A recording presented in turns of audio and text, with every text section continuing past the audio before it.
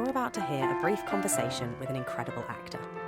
Part autobiographical journey, part literary analysis, and part late-night chat in the theatre bar. This is Hear Me Out, and I'm your host, Lucy Eaton. Please welcome to the stage, Denise Gough. Lying around in a dirty rehearsal room, you know, having fucking exhausted yourself, throwing yourself around, hugging people, and then stepping on a stage in front of a packed theatre like that. There's nothing better than that. No, and I kept thinking when they were like, oh, we could open theatres but smaller, I was like, I don't want to go and sit in a theatre where I'm like next to 5 empty seats before another one. Like, I'd rather wait. I mean, I think that it's so admirable that we're trying to do it. But like the whole point is, you know, in your early days, I remember doing plays that we would get the choice whether we wanted to do the show or not, because there was more people in the audience than on stage. Yeah, I remember that at the Edinburgh Fringe. I definitely had an instance like that. And you think, my greatest nights are in theaters that are packed with, like, you can hear people. It's just huge, the roar. Like, I want to do that again. Yeah, absolutely. So on to something that is a truly wonderful memory. I have to say, when you agreed to come on the show, I didn't dare dream that you would want to talk about people, places and things. I mean, how could I not? Like, I just feel like it's something I would talk about forever. I would do it forever if I was given, like, I had as much of an experience on that as, you know, I was experiencing the spiritual thing just as much as an audience was. I was right there with everyone, thinking, fucking hell, this is incredible. At what stage did you notice that before going into the particular speech that you've picked? Was there a point early on when you were like, oh, this is going to be different from everything else I've done? This is going to be transcendent in a totally different way. Yeah, it was the night so I noticed in previews, like, I knew how much I loved it. There was a moment in rehearsals where I did the speech before the interval where she loses her shit and starts shouting about how she wants to live. And I did that speech and I really went for it. And afterwards the room was really quiet and Jeremy Herron was really quiet. And usually he'd take the piss out of me a bit or whatever. But there was just a moment of, I said, was that it? All right? Is that okay? And he was like, yeah. And I thought, maybe this is really, because you see, as soon as I read the script, I knew it was a different play about addiction than I had ever seen or read before, because it was the most authentic record of addiction I'd ever read. And so I knew the play was special. I had known I had been out of work for a long time. So when they gave the part to me, I was like, okay, this is my re-entrance, which is amazing.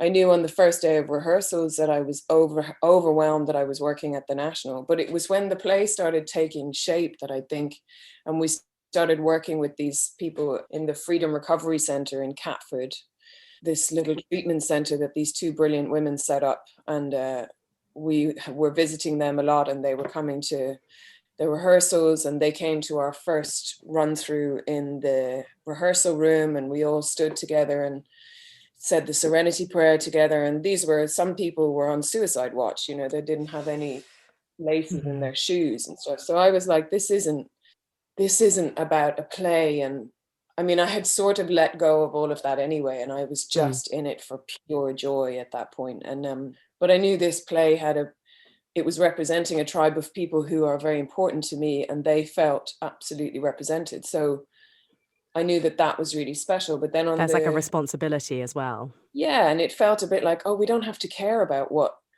this does commercially. Like, I never thought what was going to happen. Right.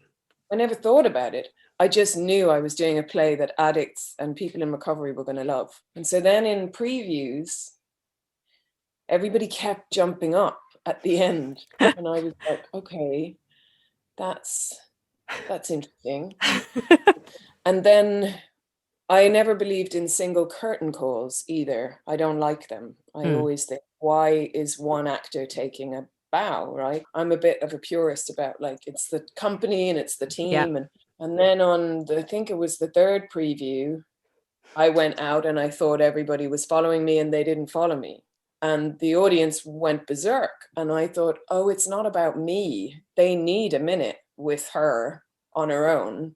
Yes. So I learned that, okay, so that's a good lesson, that, you know, get my ego out of the way and give the audience, they need to make sure she's all right. They need to like thank her, all of that. Yeah, that's true. I think of all applause. I always think that's an interesting thing, that when you see, it's very rare, but when you see a show where someone has chosen, a director's chosen not to have people bow at the end, and you go, Oh, you're bullshit. taking something away from the audience. Like, they need that closure. Yeah, because in ancient times, it was the breaking of the spell. Like, it's witchery. What we're doing is witchery and I love sorcery. And that. if you don't break the spell, the actors have to take it home with them. And that's not okay. Like, it's not fair to expect actors to carry the weight of the whole thing I love and that. not get anyone, like, you're basically clapping away the spirits, you know? Yeah. So there was that. But then on the night before the press night, so the final preview, we were doing the show, and I knew that the guys from the recovery center were in. And so I had said to everyone before the show, I said, okay, so this is our opening night. The most important people are in the audience tonight. So this is our opening. And so there's a piece towards the end of the play where she's either going to relapse or she's going to go to a meeting, and she picks up the phone and she decides to go to a meeting. And at that moment, she says, I was wondering if you'd take me to a meeting. And one of the guys from the treatment center shouted out at the top of their voice, "Good girl." Oh, God. And I had to stop. So I stopped for a second, and then I carried on and we did the play. And that was the moment. And afterwards I said, we did it. Like, tomorrow night doesn't matter. The opening night, the press, the critics, the industry people, none of it matters, because we just got these people to a place where they believed in her and this play so much that somebody who had never been to the theater before shouted, "Good girl." So we've done it. And so now we must continue to do that. Yeah. And then the opening night happened and everybody stood up at the end. And I thought, oh, so they're standing up on a press night. So that's interesting. And after the show, I went to the stage on my own to say thank you when everyone had left the theater. So it was empty. And I went downstairs and I sat on the stage and I just said, thank you so much. I'm just so grateful to be here. And if you would see it, I knew that when I stepped out into that room, the party, that it would be me that people would want to talk to, simply because that was the, you know, I'd been in big plays before, but always with people I could kind of let them go out and do the room, and I didn't really have to. So I knew that the next part of the job was going out to that party. And so I said, you know, please, if you could just have somebody there straight away that I know, you know, like somebody who loves me, just to, because I was feeling a bit like, oh, this is different. Not fragile, but like almost a bit defensive. Oh, interesting. So now I'm going to go out into the industry, and it's going to become an industry thing. And to me, it was this precious baby. Yeah. And I was like, get your fucking hands off my baby. Even if you're saying nice things, stop touching her, because she's young. And so I walked out and I went to open the door, and it was opened from the other way. And my friend Richard was standing there, and he just said, "I love you, darling." And he gave me a hug, and then he sent me off. And Richard is somebody who I've known for 13 years. And we used to sit in coffee shops together with like no money, sharing a roll up, going, fucking hell, how are we going to make any money? So him being there was really special. So, and then somebody came up halfway through that night and showed me something that a critic had said. And I was like, oh, okay. And then the next morning, me and my sister sat in a cafe reading the reviews, and I was like, okay, it's a smash. So then it became about going into work that night and trying to do the same thing. Don't change it because of what you know. Sure, like saying to everyone, okay, we're in a smash. This is a commercial smash, but we have to to stop, like close that off, because the worst thing I see happening a lot with plays is they're transcendent and beautiful and brilliant. and then they become a smash, and then all the actors get kind of smug. Yeah, all the time. Ruined, and nobody takes care of the very thing that made it beautiful in the first place. And we had to do that a lot. Like when we went to New York, I remember, Anna Wintour threw us this party, the Anna Wintour from Vogue, and like just the audience was full of the most famous people you could imagine. And some of the younger members of the cast, the American members who had joined us, were nervous, and so I had to give the speech and say, they're in our house. We've invited them into our house, so we do our play. We don't change our play because there's a Kardashian in the audience. Like, we have to do the play. And so what I was so proud of was that whatever show anybody saw, anyone who's listening to this, whatever show you saw, I did that every night with that community of people. Every night. There was one night in New York where they were all tired. And in that night, they realized how much I needed them not to be tired, because I kicked off. Because they were so important. Remember their job in that play, which is incredibly difficult. Every one of those characters were seen through the eyes of my character, which meant that they had to do things to serve the central story. That's a massive job to do. Yeah. And so God bless them, one night they got tired. And I was like, what the fuck is happening if you guys aren't awake? I'm fucked. I'm out there on my own. And we bonded so much, because you realize, your community on stage, if you're playing a central figure, you are nothing without the people around you. So it is always an ensemble. Yeah. Always, even if your character is telling the main story, you need your fellow actors. And I could not have asked for a family to me still. So yeah, I guess that's a really long-winded answer.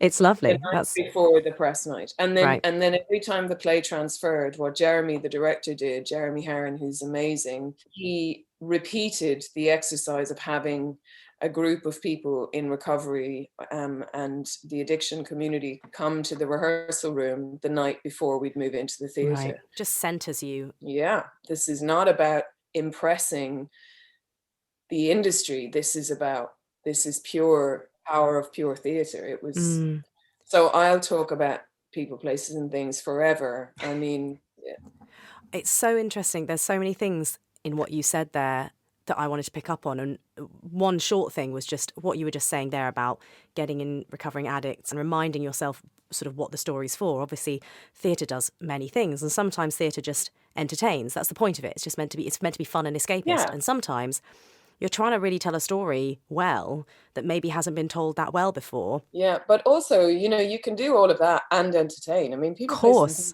really funny. Oh, absolutely. Really funny. Yeah. You can do both, and that's when the writing is so important. Like Duncan Macmillan is such a talented writer, and in writing, what I think can be the biggest kind of, well, it doesn't do any good, is if you are just hammering the feeling. Like, yeah.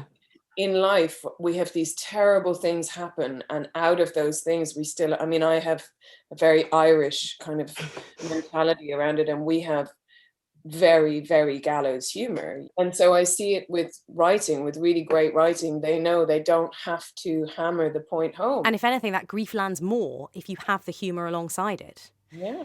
The other thing that you said that I just want to go back to is you brought up taking the single bow, and it reminded me that one of my residing memories from seeing it, and I saw it on the West End, I missed it at the National, sadly, was the bow. And I can remember coming home afterwards, and I keep a diary, and I can remember writing in it, I loved that Denise Gough smiled during the bow.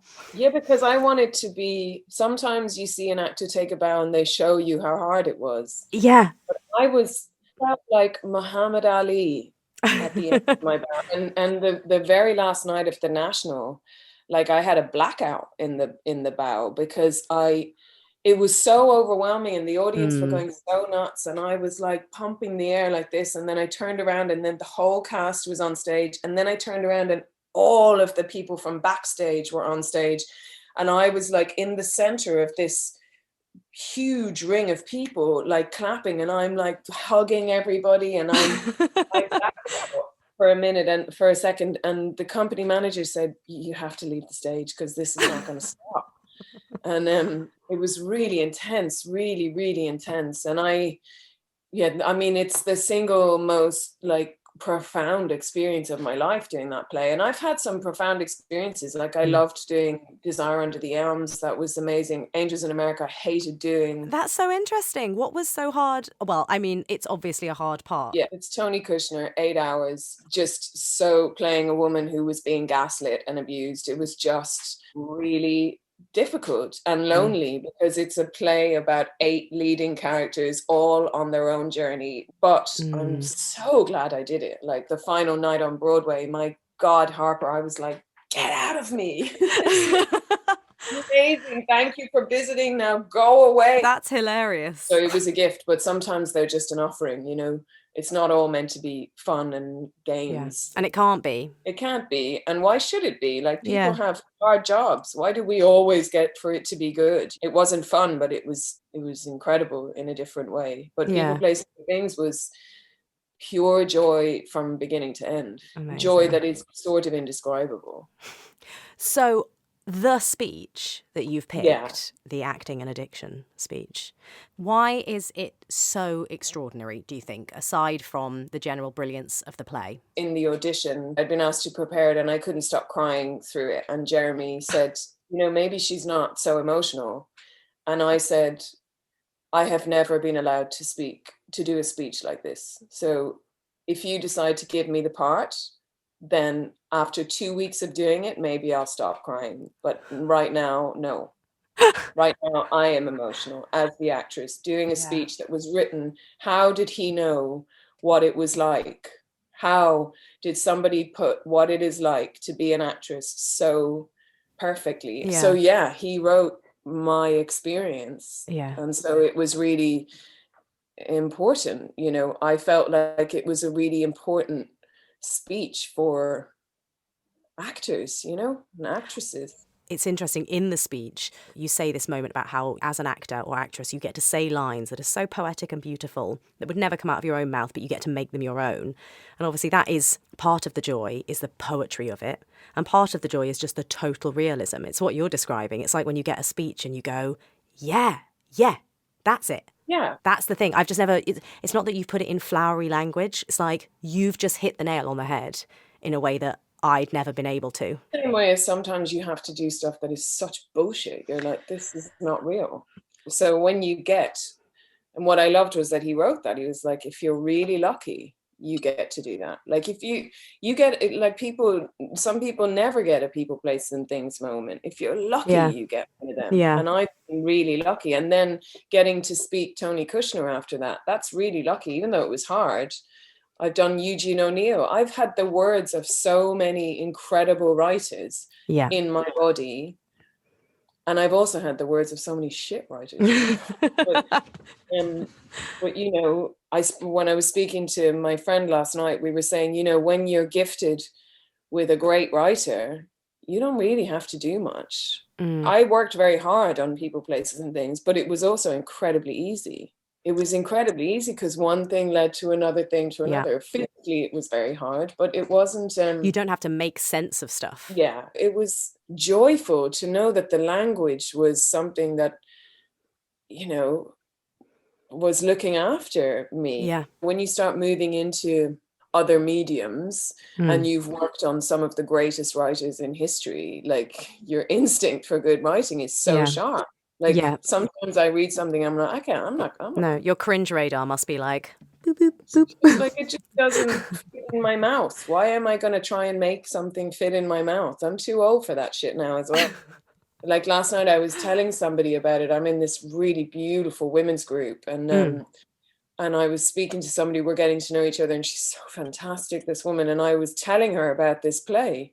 And by the end of it, I could feel like my whole body, just the memory of doing it is, oh my God. And it doesn't matter. Like, yes, it did stuff for my life it's made everything so much easier in every way. Like suddenly I can choose whatever work I want to do and everything. And that's all great. But it's so much bigger than that. Like, that's like the tiny part of what it did Like it was a soul job, and it was sort of nothing to do with me and everything to do with me. Like I just went into it as open as everybody else did, you know? That's interesting when you say that it was everything and nothing to do with you, because I've heard you say at some point before about you trying to stay detached from your roles. The way you certainly would like to act as an actor is that you want to make sure you know who you are and who the role is. And was that a challenge in something like this, where inevitably there is so much about the role that is you, like you say, is almost written for you? But I didn't need to keep it was so joyful. Why did I need to keep all it did was beautiful things for me. It's only if a part is fucking, like with Harper, I was just like, oh God, come on, stop. I was frustrated with Harper so much because I was like, you're being fucking abused. And so that leaked into my life a bit, because you're doing it 8 hours a day, you know. But with People, Places and Things, I was completely invincible. I was just surrounded by joy. There was a little bit of, like I said, there was defensiveness of, don't try and come in here now and make this about a career.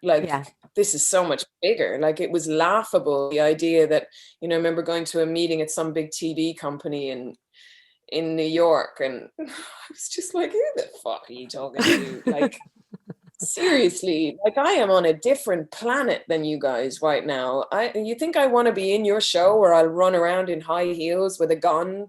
I'm not interested. I'm not interested in playing this game. What a gorgeously powerful position to be in, to be so overjoyed with what you're doing that you see. Because that's the sad thing I find so much in our industry, is that I find myself in jobs where people, it's that classic thing where as the show is coming to an end, they're going, oh, I don't have my next show yet. Oh, you know, have you got another? It's always about the next bit rather than like, actually, what's this? Like I only got to that point of I'm okay without a job in the year I was out of work before People, Places and Things. I finally had decided I'm going to go and be a teacher, and I'm going to be a great teacher.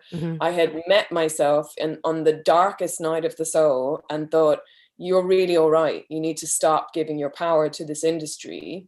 And so when People, Places and Things came along, I had no need for what you thought of me. I didn't care. That's why the whole process was just about, I'm working at the National on a play that means something. That if it all ends now, I'm good, you know. And so it was so funny that this big explosion then happened, as if people, you know, suddenly were like, oh, you're allowed in. It was like, no, I'm good where I am. Thanks. I'm fine. I love that. It's so good to hear you say all that, because I think it was such a big story after People, Places and Things. Like the big story was of like, oh, you know what? Denise Gough actually was going to give up being an actress. Yeah. And then this landed as if like, and here's the reward. And actually, it's so good to hear you be like, I didn't give a shit. I had accepted. No, but I think that what I also accept is they're only doing their jobs. Like it's like critics. I just don't. Again, talking to my friend last night, and we were talking about this one particular critic who I've known for so long, and I love her. I just think she's great, and she loves the theatre, and she loves being part of the circus as much as I do.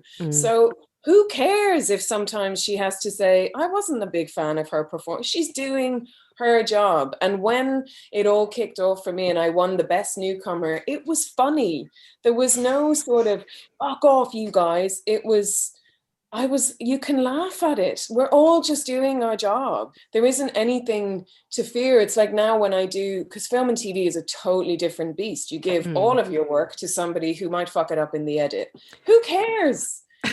Who cares? Like when you get like, oh God, I hope this turns out and maybe this is the thing. I don't do any of that anymore. I don't care whether you think I'm good or not, or it's so subjective as well. What you think is good and what I think is good is completely. Oh yeah, we're talking about a thing where there are no absolutes. Yeah, why waste your time? And I genuinely, like, I had started feeling that way before the big job happened, and that's what I think the biggest lesson was that I had to feel that way when I had nothing. When I was outside the fence, you know, on the other side of the fence, I went into that audition for People, Places and Things, and I wished them well with it at the end. And I said, I really hope you find the right woman, because this is an important job. But I didn't beg, and I didn't wait to be picked or anything, because I had, like, my biggest advice to people in the industry starting out and everything is do the work on yourself personally, and then that will inform how you are within the industry. Like, self-examination is the most important examination, and understanding that if I don't feel like I'm worth anything, this industry will chew me up. It's like a relationship. Yeah. It's literally a relationship with this industry. It's like, be happy with yourself first, or it's all going to go Pete Tong. It's a cliche, but it's the truth. And it was definitely the truth for me, which meant that all of that stuff, like the sudden awards and all of that was just icing. It wasn't like, the cake was already well and truly like perfectly cooked. I was like, yeah, whatever. And I got the greatest gift, which was that I'm able to choose my jobs now, you know, Yeah. and that's all I ever wanted. So Yeah. so I'm good. Like, I don't want to spend my life chasing something outside myself to make myself feel good, because it doesn't work.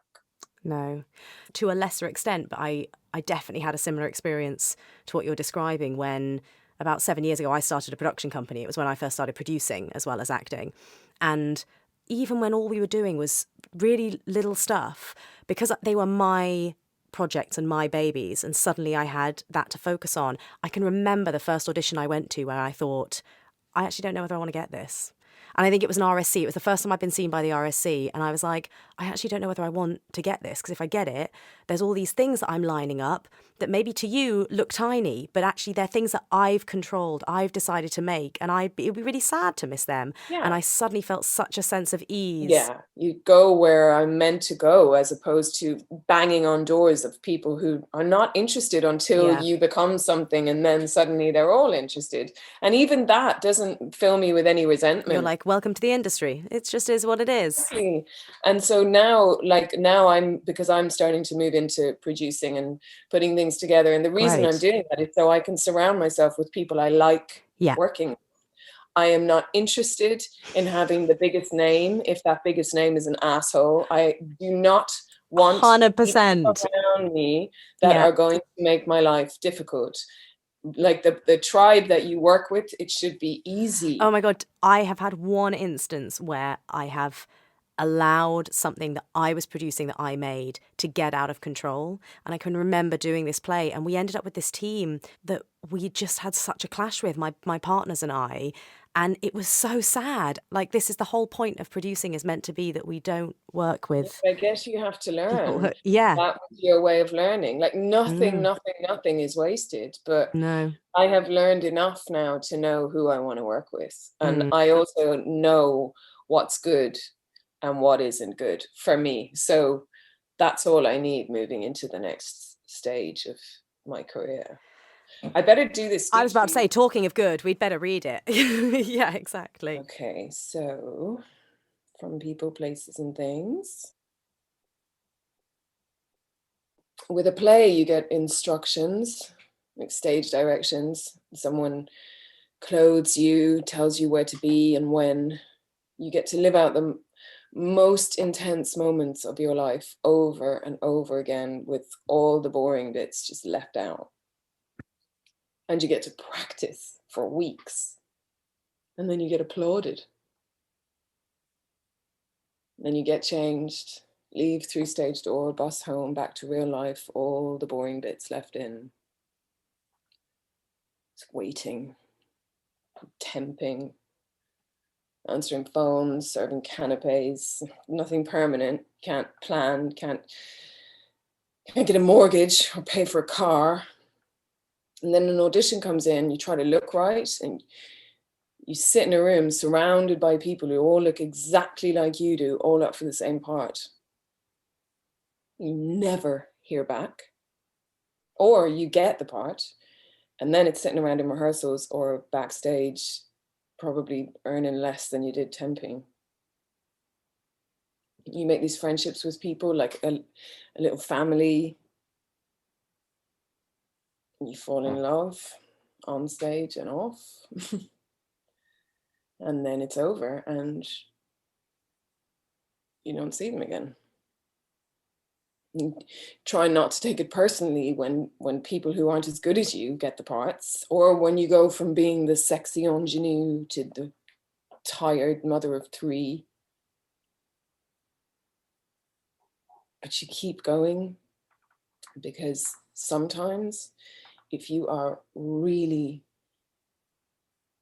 really lucky, you get to be on stage and you get to say things that are absolutely true, even if they're made up. You get to do things that feel more real, more authentic, more meaningful than anything in your own life. You get to speak poetry, words you would never think to say, but that become yours as you speak them. When he shall die, take him and cut him out in little stars, and he will make the face of heaven so fine that all the world will be in love with night and pay no worship to the garish sun. It feels like Lydia wants me to acknowledge some sort of buried trauma, but there isn't any. You know, I played Antigone, and every night my heart broke for her dead brother. And then my own brother died and I felt nothing. I missed the funeral because I had a matinee. I'm not avoiding talking to the group because I've got something to hide. It's the opposite. If I'm not in character, I don't even know if I'm there. I'm already dead. I'm nothing. I want to live 100 lives and be everywhere and fight against the infinitesimal time we have on this planet. Acting gives me the same thing I get from drugs and alcohol. Good parts are just harder to come by. Thank you so much. You're welcome. It's so great to hear it again. Such a good play. Such a good play. It's been a joy having you on the show, Denise. So Yes. nice to talk to you, Lucy.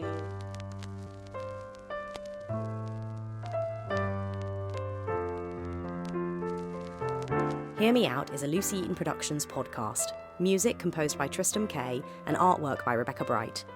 If you've enjoyed what you heard, please subscribe. And I know it's a mini faff, but if you're listening on Apple Podcasts, a rating and a review would mean the world. Finally, you can find us on social media at Pod Hear Me Out, and we're on YouTube, where you can catch visual clips of the show. Right, that's it. Lucy Eaton, exiting stage left.